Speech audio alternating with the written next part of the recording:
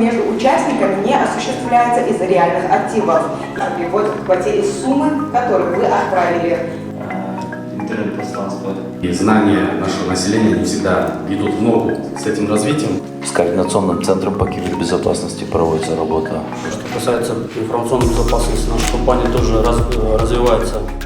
Мы очень активно вовлечены в данный процесс. Мы стараемся создать не только лучшие финансовые условия для наших клиентов, но и очень стремимся обезопасить наших клиентов в целом от киберпреступности и от мошенничества. Поэтому сегодняшнее наше мероприятие, организованное при поддержке Министерства внутренних дел, является частью нашего стремления именно активного такого воздействия для улучшения данной области.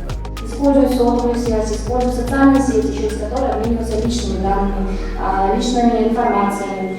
Как мы знаем, передача личных данных через социальные сети – это уже подвергает человека к опасности. От незнания сегодня граждане могут пострадать. Информация – наше главное оружие. Телефонные мошенники активизировались с 13 февраля. То есть и по настоящее время проводят свои атаки. Но в связи с тем, что были проведены профилактические взаимодействия, совместные мероприятия с банками, непосредственно в частности БКИ банком была тесная работа проведена. Население, наши граждане, уже на такие звонки, мошеннические звонки не реагируют.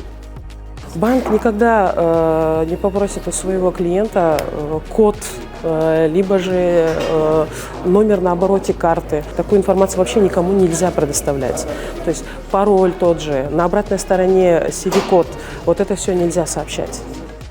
Со стороны БКИ банка ведется регулярная работа по защите интересов как банка, так и клиентов банка. Регулярно ведется работа со всеми ответственными работниками банка, непосредственно контактируешь с клиентами банка.